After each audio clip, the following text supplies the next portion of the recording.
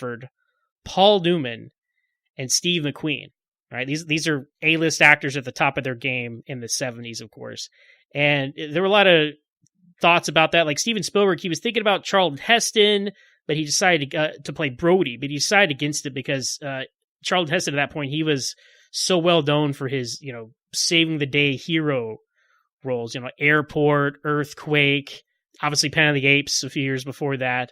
Spielberg reasoned that if Heston would have been cast, you wouldn't have believed the shark could have killed him because he was such a larger-than-life figure. And Rob Schneider as... I say Rob Schneider or Roy Schneider? Very distinctive difference. Roy Schneider as Brody is more like an everyman. And that is what ultimately why he cast him as Brody. Robert Duvall was actually offered the role of Brody, but he turned it down. And he wanted to play Quint, but Spielberg told him he was too young to play Quint. And Kevin Kline was offered the role of Matt Hooper. He told Spielberg that he knew someone who was an oceanographer, but Spielberg told him, I don't want someone who knows someone who's an oceanographer. I want someone who is an oceanographer. And some other names that were bandied about for Hooper were Joel Grey, John Voight, and Jeff Bridges, who I think would have been a very good alternate choice, because Jeff Bridges, it would have been similar to him in King Kong, the 1976 remake of that. Because Richard Dreyfuss, he actually initially passed on the part of Hooper, because he said it was a film that he would love to watch, but he would not want to make. But he, of course, ended up in the film eventually. Casting Quint was a very long process. Lee Marvin was actually Steven Spielberg's first choice, but Marvin thanked him, but replied he would rather go fishing. And then Spielberg then wanted Sterling Hayden in the role of Quint, but Hayden was in trouble with the IRS for unpaid taxes, and that was going to be an issue. So ironically, they cast Robert Shaw, but Robert Shaw was also in trouble with the IRS for evading taxes, and he actually made no money off of Jaws because he was in so big trouble and debt with the IRS that all that money would have gone straight to that. Also, they had to fly Robert Shaw to Canada on off days because if he spent a certain amount of time in America, he would have gone to jail or been prosecuted in some way for his tax evasion. So, despite the mega success of Jaws, Robert Shaw didn't make any money off it. Now, Oliver Reed was another actor who turned down the role of Quint. I could have seen Oliver Reed as Quint. I thought he would have been an interesting cast for that character. But these three guys are so iconic in these roles. We'll talk about it as we get in our discussion here. Like it really is hard to imagine anyone else playing off each other the way they do, which I think is such a great part of the film. And actually the heart of the movie, it's more about these guys than it is about the shark, which is something the sequels continue to misunderstand. Robert Shaw, he based his performance off Craig Kingsbury, who was a local fisherman up there where they filmed it in Martha's Vineyard. And he actually appears in the film briefly as Ben Gardner. And you can even tell he's got like the mustache, and he looks kind of like Quint. And they off screen, they collaborated a lot. And Robert Shaw incorporated a lot of Craig Kingsbury's mannerisms into Quint and that sort of thing. Robert Shaw and Richard Dreyfuss actually didn't get along at all during the making of this film. They argued a lot. Shaw was always trying to instigate a fight with Dreyfuss, calling him out, making fun of him, that kind of thing. And that actually played well into the film because Quint and Hooper don't like each other very much. And Shaw was actually battling alcoholism, and he would be cool one minute, not cool the next. So there was so much drama with these guys on this. He actually, at one point, Robert Shaw had challenged Richard Dreyfuss to jump off the top of the ship, and he gave him $1,000, and Spielberg had to interject himself. So you were not jumping off that ship during my movie. I don't care how much money he's going to pay you. So these are the kind of, you had the technical problems, you had the cast issues. Like it really is just chaos. They were dealing with bad weather all the time. That is a lot of the reason why the production schedule tripled, because you're out on the water. You don't know what the weather is going to be. So just insanity. A couple last casting things. Richard D. Zanuck, he wanted his wife Linda Harrison in the role of Ellen Brody, but he was unaware that Universal head Sid Sheinberg had his wife Lorraine Gray booked ahead for the role. So we have these executives who are both lobbying to get their wives in the part, and that becomes an issue more and more in the sequels because Lorraine Gray does continue on in Lorraine the franchise. Gary, excuse me. There we go.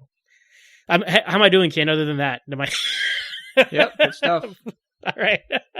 John Williams, when he originally played the score for Steven Spielberg, he thought it was a joke. He said, "That's funny, John, but what do you really have in mind for the theme of Jaws?" Because it's da-da-da-da-da-da. But without Williams' score, Spielberg understood that his score was the shark, and the film would not have worked without it. And to the degree that John Williams won Best Original Score that year at the Academy Awards. And in a funny twist of fate, he was actually conducting the orchestra for the Academy Awards that year. So he had to run up, accept the award, and then run back and continue conducting the podium. So I guess he didn't get played off because there was no one to conduct the orchestra while he was up there. So Chrissy, her body on the beach, the first victim. When you see her hand there was a hand of a prop hand. It looked too fake. So Spielberg didn't buy it. He didn't think anyone would buy it. So instead, they buried a female crew member in the sand with only her arm exposed. That's a real arm. And then when they have crabs like crawling around, they didn't move. So they poured some hot coffee on them to get them to move. So this is back in the 70s. You could do this kind of thing to animals, I guess, and that would not fly today. One of the famous shots, the Zolly shot, the forward tracking zoom out shot, the Jaws shot of Brody when he reacts to the first attack when Alex, the kid with the floater. I know this one. Yeah, so that is now in textbooks. So it's all it is. It's a reverse of the forward zoom reverse tracking, the trombone shot, and it was invented for Vertigo in 1958. And that similar shots have been used in dream sequences and Fahrenheit 451, the version of that in the 60s. And it's such a cool visual trick when you just zoom perfectly and dolly in perfectly, or vice versa. And it just puts you in the mind. And that's why they invented it for Vertigo. So you can really like simulate what someone experiencing that is going to be. And it's such a great shot. And there's so many great editing techniques here. And just the deep focus, which is used. Robert Wise used it in Star Trek The Motion Picture. You see it here as well in Jaws, where you have the split diameter, where you can see the foreground and the background in focus. Brandon, we talked about it back when we talked about Mission Impossible. Brian De Palma did that kind of thing as well. So it really opens up the field of view, like when Brody is scanning the beach and that guy's talking about some nonsense and he's not paying attention to him, but he's in his face, he's looking out in the water. That really it puts you in that moment more so than it would be if they were out of focus. I've actually seen some videos online where people do this. They actually take that away and they make the foreground or background out of focus in these scenes, and it completely ruins the moment. So it's just the artistry of this film is just A+. And a couple final things here. Hooper, right? He was originally supposed to die. He died in the book. Since he didn't have the affair with Brody's wife in the movie, there wasn't like a wrong to be rectified, so to speak. So they felt better about keeping it alive. But the main reason that happened is when the shark attacks the cage. That was actually live footage of a real great white shark attacking an anti-shark cage, to quote Quint. And there was a lot of issues with them, with the shark attacking at the right time. They wanted a little person in the cage to simulate the scale of the shark, and they wanted a dummy in there. There are some conflicting stories about this I found, so maybe Ken can enlighten us about this. But what I was able to determine was they got the shark to destroy the cage, but it was out without a dummy or a stunt person in the cage. And then after that, the person didn't want to go back in, so they decided, you know what, we have this great footage of the shark destroying the cage. Let's just have Hooper kind of swim away and survive to the end. And that's why he serves no function in the end until he kind of resurfaces after Brody destroys the shark. Is that, as you understand it, Ken, is that why they decided to let Hooper live? Because in the script, he was going to die, right? Well, it was interesting. There's a couple stories there. So they did hire a little person to play him off Australia. And Valerie and her husband, the Harpers, they were filming all these scenes out there on the Great Barrier Reef. And their sharks at the largest, I think, were 15 feet.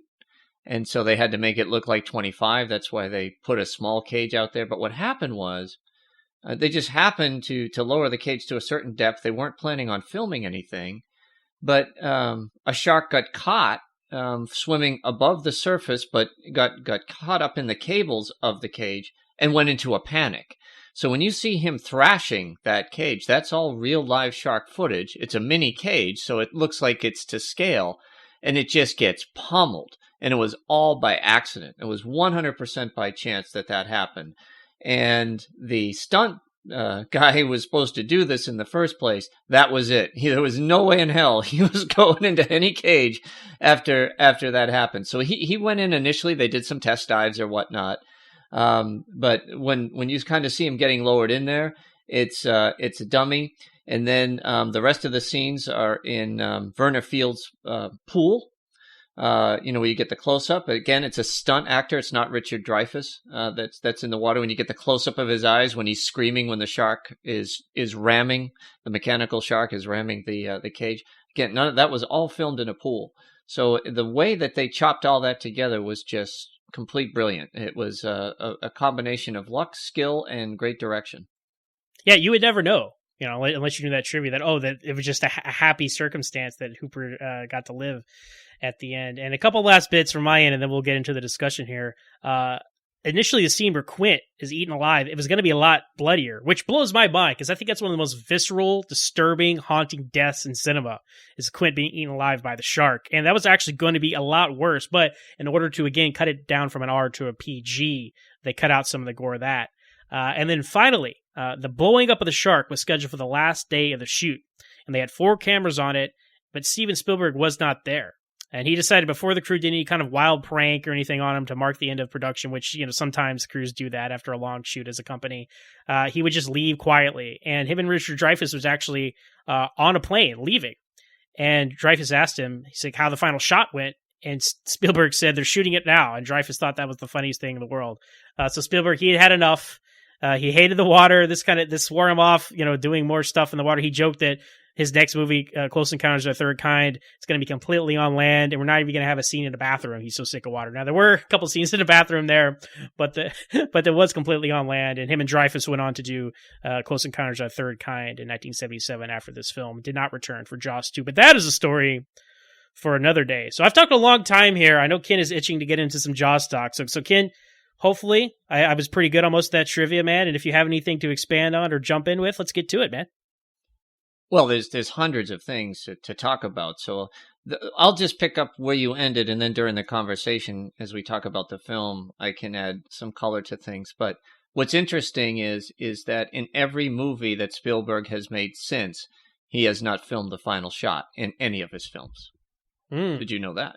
I did not know that. Yes, that is something that he has taken from Jaws, and he has done the rest of his career, kind of like an Omen type thing. He won't break the curse. Yeah, interesting. That's really fascinating.